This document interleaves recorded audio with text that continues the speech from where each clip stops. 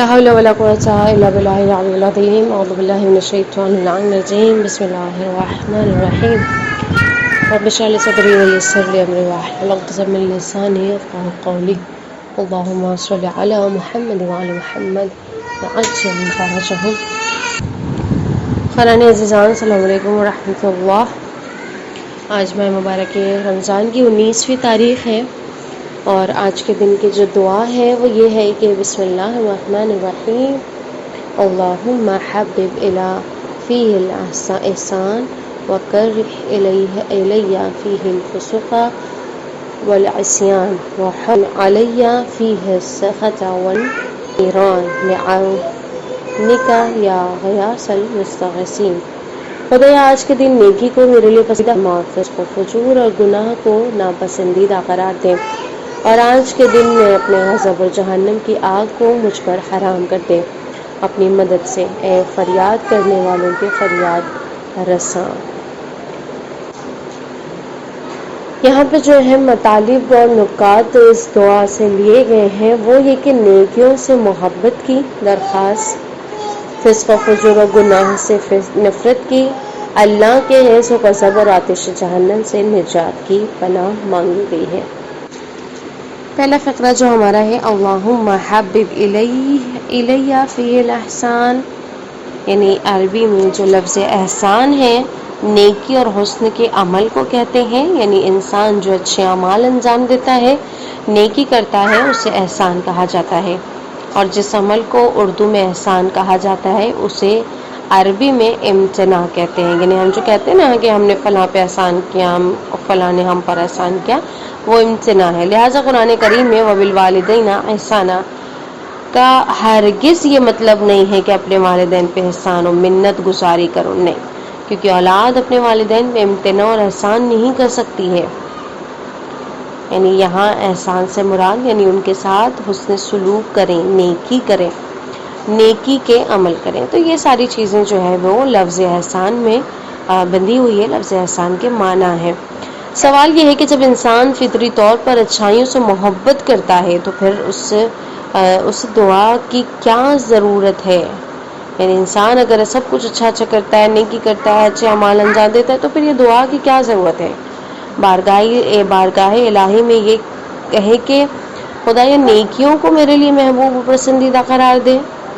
اس کا جواب جس طرح سے انسان بعض اوقات سراب کو سمندر سمجھ کر آگے بڑھتا چلا جاتا ہے، اسی طرح کبھی کبھی انسان برائیوں کو نیکی سمجھ کر آگے بڑھتا جاتا ہے، یعنی وہ نیکی در حالی کہ وہ سمجھ رہا ہوتا ہے لیکن اصل میں وہ چیز اس کے لیے بری ہوتی ہے اور اس کی طرف وہ آگے بڑھتا رہتا ہے، اور اس کی یہ غلط فہمی ہوتی ہے کہ مختلف وجہیں ہو سکتی ہے کہ ہم نے تاریخ میں یعنی انسان کو یہ غلط فہمی ہے، انسان کی یہ نافہمی ہے کہ انسان کو سمجھ نہیں آتا ہے کہ جسے وہ اچھا سمجھ رہا ہے وہ اس کے لیے برائی ہے۔ یعنی تاریخ میں ہم نے دیکھا ہے اور دور حاضر میں بھی کہ ہم یہ دیکھ رہے ہیں کہ تکفیری گروہ سے تعلق رکھنے والے دہشت گرد ٹولے خوارج کی طرح شام و عراق میں کس طرح بربریت پھیلا رہے ہیں اور مقدس زمینوں کو مسلمانوں کے خون سے کس طرح رنگین کر رہے ہیں۔ یہ لوگ جو اس گناہ کے مرتکب ہو رہے ہیں اسے گناہ جان کر انجام نہیں بلکہ اس کو نیک عمل اور کار ثواب جان کر انجام دے رہے ہیں۔ یعنی دراصل ان کی جو بصیرت ہے ایسے لوگوں کی یعنی بصیرت نہ ہونے کی بنا پر حقیقتوں کی صحیح تشخیص نہیں کر پاتے ہیں، یا کبھی ایسا بھی ممکن ہوتا ہے کہ انسان نیکی کو نیکی جان کر بھی اور اس نیک عمل کو انجام دینے کی فضیلت و ثواب کو جانتے ہوئے بھی اس سے قریب نہیں جاتا۔ بقول غالب جانتا ہوں ثواب طاعت و زہد پر طبیعت ادھر نہیں آتی۔ یعنی انسان بعض وقت یعنی جیسے تکفیری اور دہشت گردوں کی یہاں پر مثال دی گئی ہے کہ وہ یہ سوچ کر قتل عام برپا نہیں کرتے دنیا میں، یہ سوچ کر برائیوں کو نہیں پھیلا رہے ہیں کہ نہیں یہ برا ہے، بلکہ ان کے نزدیک آپ لوگ خود جانتی ہوں گے ان کے نزدیک یہ سارے عمل جو ہیں وہ کار خیر ہیں، شہادت ہیں اور جہاد ہے، جہاد اکبر کہلاتا ہے کہ وہ کیا کریں، مثلا جو مسلمانوں کا قتل عام یا شیعوں کا قتل عام کرتے ہیں، یا اسلام کی جو ہے وہ ناموس یا اسلام کی جو ہے ایک برا امپریشن دنیا کے سامنے لگاتے ہیں. تو یہ ساری چیزیں کیا ہیں؟ ایک بری چیزیں ہیں، ایک ناپسندیدہ عمل ہے جو وہ لوگ کرتے ہیں. لیکن وہ لوگ سمجھتے ہیں کہ ہم کیا کر رہے ہیں؟ اللہ کی راہ میں جہاد کر رہے ہیں. یا بعض اوقات ایسا ہوتا ہے کہ انسان جانتا ہے کہ فلاں راستہ وہ صحیح ہے، نیکی کا راستہ ہے، احسانوں کا راستہ ہے، بہترین راستہ ہے، لیکن وہ اور اس راستے کے وہ سارے جزا اور ثواب جانتا ہے، لیکن پھر بھی اس راستے پر وہ جا کر گامزن نہیں ہوتا. تو اسی وجہ سے کہ انسان کا دل گناہوں اور دنیا کی محبت کی وجہ سے اس قدر کا سیاہ ہو جاتا ہے کہ اس پر کسی بھی اچھے عمل کا اثر نہیں ہوتا اور اس کے دل سے نیکیوں کی محبت ختم ہو جاتی ہے. انسان جب گناہوں سے اپنے دلوں کو بالکل سیاہ اور کالا کر لیتا ہے تو پھر کوئی بھی سفیدی دیکھ کر اس کی میل جو ہے، مثلا دل کا رجحان جو ہے وہ اچھائی کی طرف نہیں بڑھتا. پھر وہ ایک جو حوصلہ ہوتا ہے روح کا اچھائی کی طرف جانے کا، بہترین عمل انجام دینے کا، وہ ساری چیزیں سست پڑ جاتی ہیں، وہ ختم ہونے لگتی ہیں خود. تو یہ ساری چیزیں مثلا کہ عبد الملک ابن مروان اپنے خلافت سے پہلے ہمیشہ مسجد میں عبادت تلاوت قرآن میں مشغول رہتا تھا. یعنی ایک مثال دی گئی ہے تاریخی کہ اس سے عمل کی بنا پر تاریخ میں حمامۃ المسجد یعنی مسجد کا حمامۃ المسجد کہا جاتا تھا کہ مسجد کا کبوتر ہے، یعنی اینی ٹائم وہ ہوتا تھا، یاد کیا جاتا تھا. مگر جیسے ہی باپ کی موت اور اپنی خلافت کی خبر سنتا ہے تو قرآن کو یہ کہہ کر بند کر دیتا ہے کہ اب تیرا مجھ سے کوئی رشتہ نہیں، اور خلیفہ بن کر تمام ائمہ جمعہ کو یہ حکم دیتا ہے آج کے بعد سے کوئی بھی نماز جمعہ کے خطبوں میں زہد و تقوی کی دعوت نہ دے. اور اپنے بارے میں کہتا تھا کہ میں ایسا ہو گیا ہوں کہ کوئی نیکی کرتا ہوں تو خوشی نہیں ہوتی اور برائی انجام دیتے ہوئے بھی کوئی غم نہیں ہوتا. یعنی اس کا دل اتنا زیادہ سیاہ تھا، کالا تھا کہ یعنی وہ خلافت و باپ کے مرنے کے پہلے تو ایسا تھا کہ بالکل ایک دم ہمیشہ مسجدوں میں رہنا اور عبادتیں کرنا اور قرآن کی تلاوت کرنا. لیکن جیسے ہی اسے پاور ملتا ہے، جیسے ہی اسے ایک کرسی مل جاتی ہے، ایک سند مثلا ایک مسند ملتی ہے، وہ کیا ہوتا ہے؟ نیکیوں کی طرف سے ہٹ کر برائیوں کی طرف چلے جاتا ہے اور ہر برائیوں کو پھیلانے والوں کو روک بھی دیتا ہے. یعنی اس حد تک برے اعمال کی طرف وہ مائل ہو جاتا ہے اور خود کہتا ہے کہ مجھے کسی بھی اچھائی سے اب کوئی رغبت نہیں رہی اور کوئی برائی کرنے میں مجھے کوئی غم بھی نہیں ہوتا.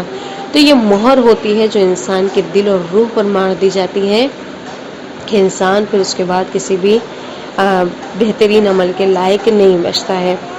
یعنی ہمیں آج کے دن خدا سے گزارش کرنی ہے کہ نیکیوں کو ہمارے لیے پسندیدہ فرما اور برائیوں کو ہمارے لیے ناپسندیدہ قرار دے. یعنی بہترین اعمال جو ہیں وہ ہمیں بہترین لگے اور اس کی طرف ہم بڑھیں، نہ یہ کہ انسان برائیوں کو اچھا سمجھ کر اسی کو انجام دیتا رہے اور اپنا دل سیاہ کر لے.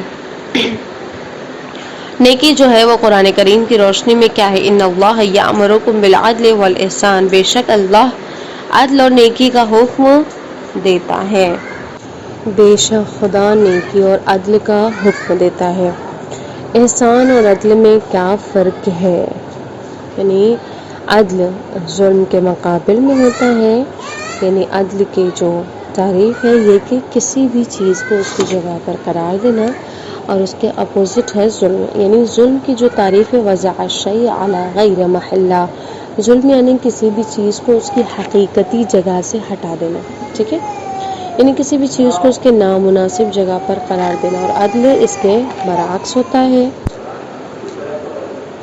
عدل اسی کے جو مخالف کہلاتا ہے، یعنی ہر چیز کو مناسب جگہ پر رکھ دینا، جس طرح سے بتایا ہے. اپنا حق دینا ہی، یعنی اس کا اپنا حق دینا ہی عدل ہے. مگر احسان ہونے کی عدل سے برتر ہے. احسان کا مطلب یعنی احسان اور نیکی کا مطلب صرف دوسروں کے حقوق کی رعایت کرنا ہی نہیں ہے، بلکہ اپنے وجود کو دوسرے کے حق میں سراپا خیر برکت قرار دینا ہے. یعنی ان کی خطاؤں سے بھی درگزر کرنا اور عفو اور بخشش سے کام لینا ہے. چنانچہ قرآن مجید میں قارون کے لیے حکم ہوا ہے وَأَحْسِنْ كَمَا أَحْسَنَ اللَّهُ إِلَيْكَ، اسی طرح نیکی کر جس طرح خدا نے تمہارے ساتھ نیک برتاؤ کیا ہے۔ یعنی قارون جو موسیٰ کی قوم سے حضرت موسیٰ کی قوم سے تھا، بادشاہ تھا، وہ شروعات میں جو ہے وہ ابتدا میں یعنی راہ راست پر تھا۔ خدا نے اسے بے پناہ دولت عطا کی ہوئی تھی۔ اس کے نفس کا خدا نے جب امتحان لیا تو وہ امتحان الہی میں کیا ہو گیا؟ ناکام ہو گیا، اور آخرت کی فکر و خیال سے بالکل غافل ہو گیا تھا۔ حضرت موسیٰ اور ان کی قوم نے بھی بہت زیادہ اسے سمجھایا، غرور اور تکبر سے کام نہ لے، لیکن وہ یعنی جس طرح خدا نے تیرے ساتھ نیک برتاؤ کیا ہے تو اسی طرح لوگوں کے ساتھ بھی، بندوں کے ساتھ بھی نیک برتاؤ کر۔ پھر بھی جو ہے وہ راہ راست پر نہیں آیا، اس نے جناب موسیٰ کی اور کسی کی بھی بات نہیں سنی۔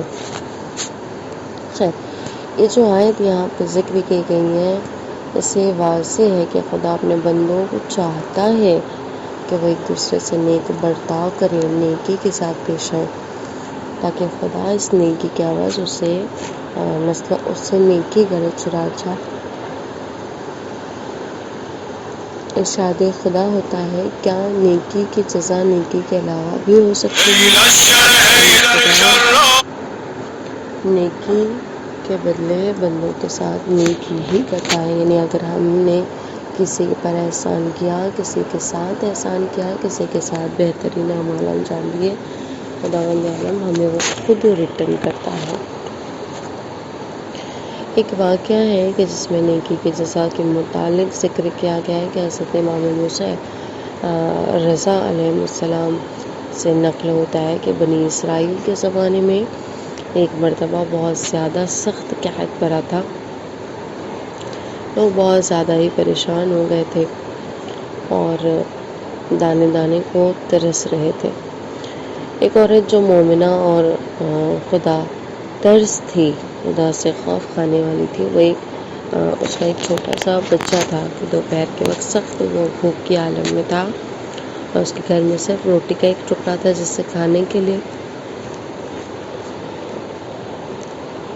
اس نے اس کے گھر میں صرف ایک روٹی کا ٹکڑا تھا۔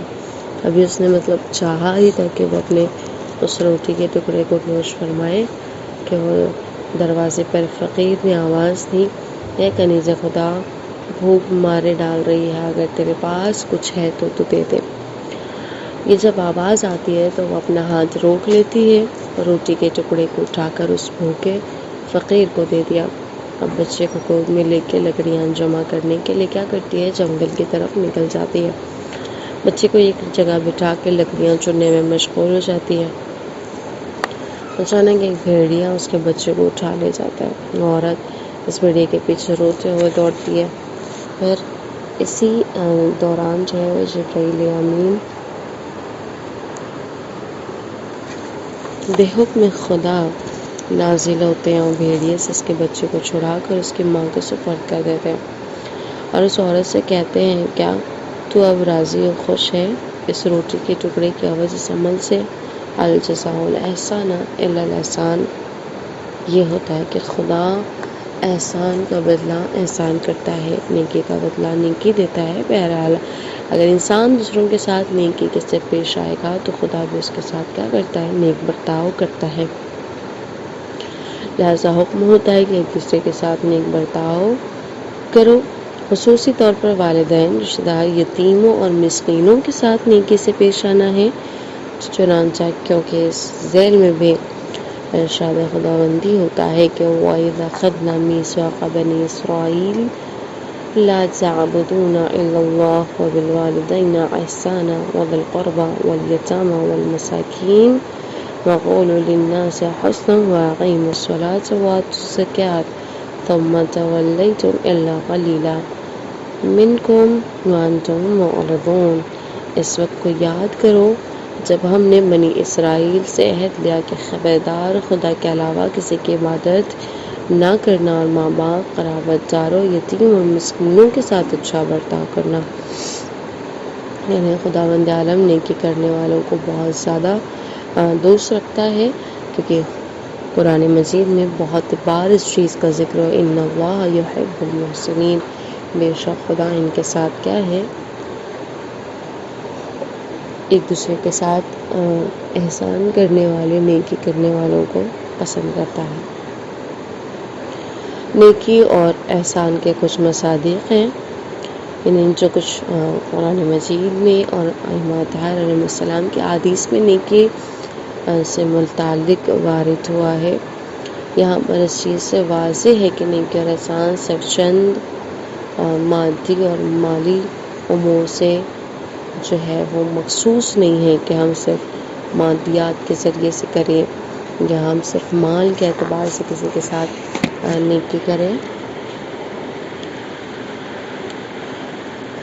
بلکہ اس کا دائرہ بہت زیادہ وسیع ہے کہ جس طرح سے اس بنی اسرائیل کے عورت نے ایک روٹی کے ساتھ کسی سے نیکی کی، یا یہ کہ پروردگار عالم نے اس کے بچے کو بھیڑیے سے جبرائیل کے ذریعے چھڑوا کر اور بچا کر خداوند عالم نے اپنے بندے سے نیکی کی، یعنی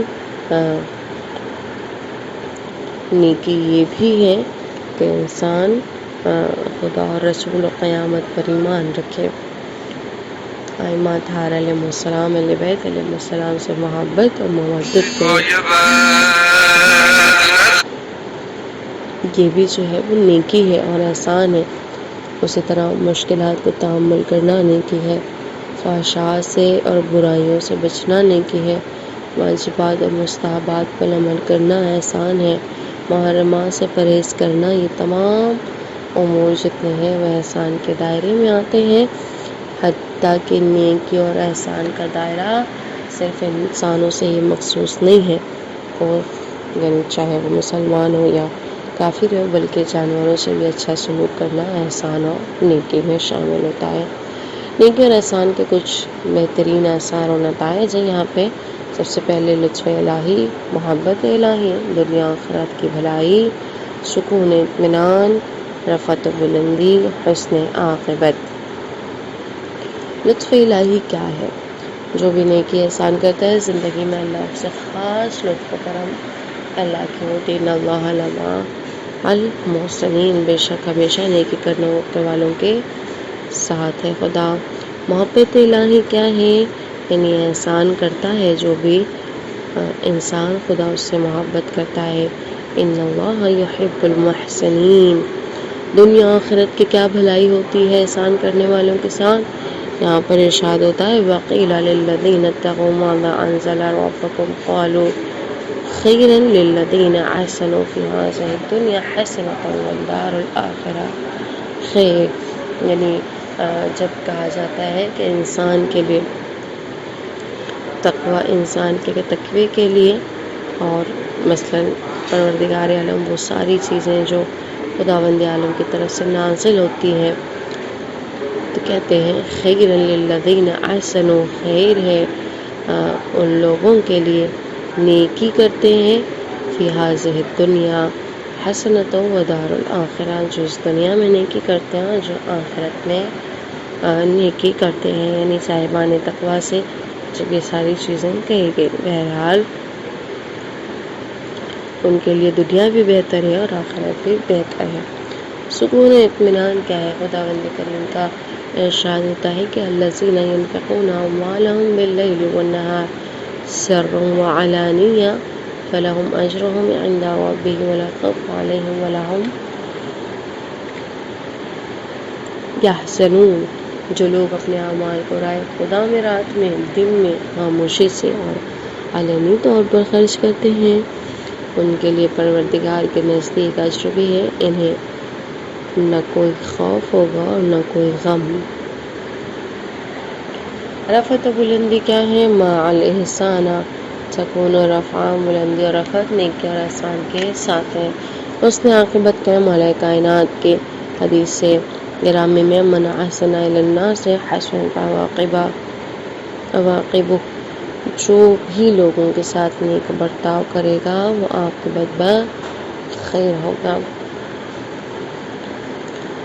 بس ہم اس کے نتیجے پروردگار عالم کی بارگاہ میں التجا کریں کہ جس کا ذکر قرآن کی روشنی اور احادیث کی روشنی میں مختلف کتابوں میں موجود ہے کہ قرآن پروردگارہ تو ہمیں احسان اور نیکی کرنے والوں میں شمار کر۔ دوسرا فقرہ جو ہے ہمارا وَكَرِّحْ إِلَيَّ فِي الْفُسُوقِ وَالْعِصْيَانِ۔ فسق یعنی کیا ہے؟ حق کے دائرے سے خارج ہو جانا فسق کہلاتا ہے، اور لغت کی کتابوں میں فسق کا معنی ہے خروج الشیء عن الشیء علی وجہ الفساد، ایک چیز کا ایک چیز سے باہر ہو جانا اس چیز کے فاسد ہونے کے بنا پر، یعنی اگر کوئی چیز فاسد ہو گئی ہے اور وہ چیز کسی چیز سے جدا ہو جانا، اس کے دائرے سے خارج ہونا۔ اور شریعت کی اصطلاح میں بھی فسق کا معنی یہ لیے گئے ہیں کہ بندے کا شریعت کے حدود سے خارج ہو جانے کو فسق کہتے ہیں، چاہے وہ خروج گناہ صغیرہ کے ذریعے ہو یا گناہ کبیرہ کے ذریعے ہو یا کفر ہو نفاق کے ذریعے۔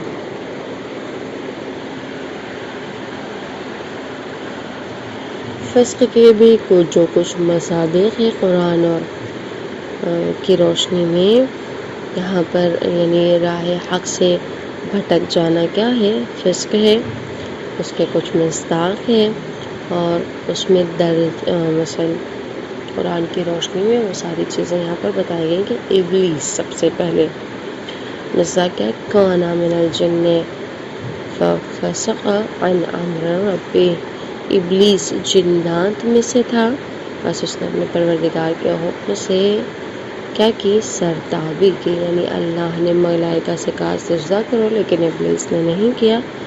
اس کی عمل سجدے سے انکار، گویا خدا کے حکم سے انکار ہے، اور یہ کیا ہے؟ فسق ہے، یعنی اس چیز کا فساد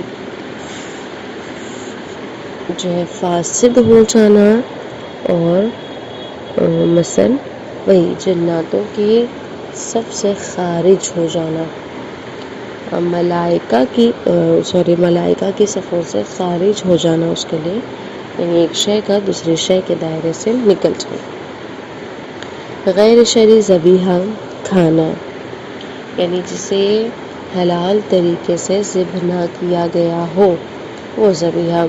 وَلَا تَأْكُلُوا مِمَّا لَمْ يُذْكَرَ اسْمُ اللَّهِ عَلَيْهِ وَإِنَّهُ لَفِسْقٌ، اور جس پر اللہ کا نام نہ لیا گیا ہو اسے نہ کھاؤ کیونکہ یہ کیا ہے؟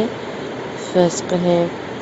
یا حج میں اس کے مقررات اور دستور عمل سے سرپیچی کرنا، وَلَا رَفَثَ وَلَا فُسُوقَ وَلَا جِدَالَ فِي الْحَجِّ، یعنی حج میں جماع اور اطاعت خدا سے خروج اور جھگڑا کیا ہے؟ منع ہے، یعنی جماع کرنا۔ الرفث جو آیت میں آیا ہے وہ کیا ہے؟ فسق، یعنی چھوٹ کے ہیں یہاں پر منع۔ مومن کے نام کو برائی کے ساتھ یاد کرنا، بئس الاسم الفسوق بعد الایمان، ایمان لانے کے بعد مومن کو بدی سے یاد کرنا کیا ہے؟ فسق ہے۔ یعنی یہ ساری جتنی آیتیں یہاں پر ذکر ہوئی ہیں ایمان سے خطاب ہے، اہل ایمان سے کہ ایک دوسرے کو برے القاب سے نہ پکارو، اور ایمان لانے کے بعد ایک دوسرے کو بری نسبت سے یاد نہ کرو کیونکہ یہ کیا ہے؟ فسق ہے۔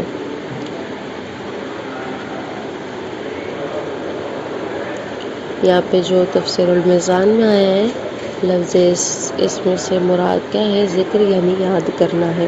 پاک دامن عورت پر زنا کی تہمت لگانا، قرآن مجید میں ارشاد ہے کہ اور جو لوگ پاک دامن عورتوں پر زنا کی تہمت لگاتے ہیں اور اپنے دعویٰ 4 گواہ بھی نہیں لاتے اپنے ساتھ، انہیں 80 کوڑے لگاؤ اور پھر کبھی ان کی گواہی قبول نہ کرنا، یہ لوگ کیا ہیں؟ فاسق ہیں۔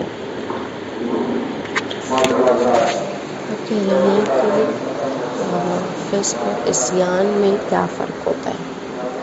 یعنی جو مصداق کے اعتبار سے فسق اور عصیان میں زیادہ فرق نہیں ہے، کیونکہ جو لوگ کام معصیت ہے وہی فسق بھی ہے، لیکن مفہوم و معنی کے اعتبار سے ان دونوں کے درمیان جو ہے وہ مختصر سا ایک فرق ہے کہ جب بھی بندہ اپنے خدا کے حکم کے خلاف کوئی عمل انجام دے، اس عمل کو کیا کہتے ہیں؟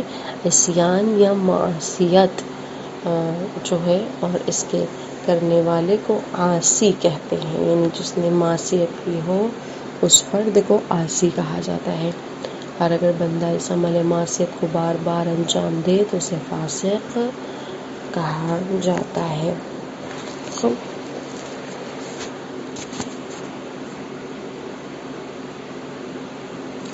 پھر ہمارا جو یہاں پر تیسرا فقرہ تھا، وحرم علیہ فیہ السخط والنیران، عربی میں جو لفظ سخت آیا ہے شدید غضب کو کہتے ہیں، یعنی ہم نے پہلے بھی پڑھا، اور یہ رضا الہی کے اپوزٹ کی چیز ہے، ایک ضد مضاد ہے کہ جس کا نتیجہ حبط الاعمال ہے، یعنی اللہ کے رضا جس کے ساتھ شامل حال نہیں ہے اس کے ساتھ یعنی سخط جب طاری ہوتا ہے تو انسان کے اعمال حبط ہونے لگتے ہیں، کیونکہ یہاں پر ارشاد ہوتا ہے ذَلِكَ بِأَنَّهُمُ اتَّبَعُوا مَا سَخَطَ اللَّهُ وَكَرَهُوا رِضْوَانَهُ فَأَحْبَطَ أَعْمَالَهُم، یہ اس لیے کہ انہوں نے ان کے باتوں کا اتباع کیا جو خدا کو ناراض کرنے والی ہیں، اور اس کی یعنی اس باتوں کی پیروی کی جو خدا کو ناراض کرتی ہیں،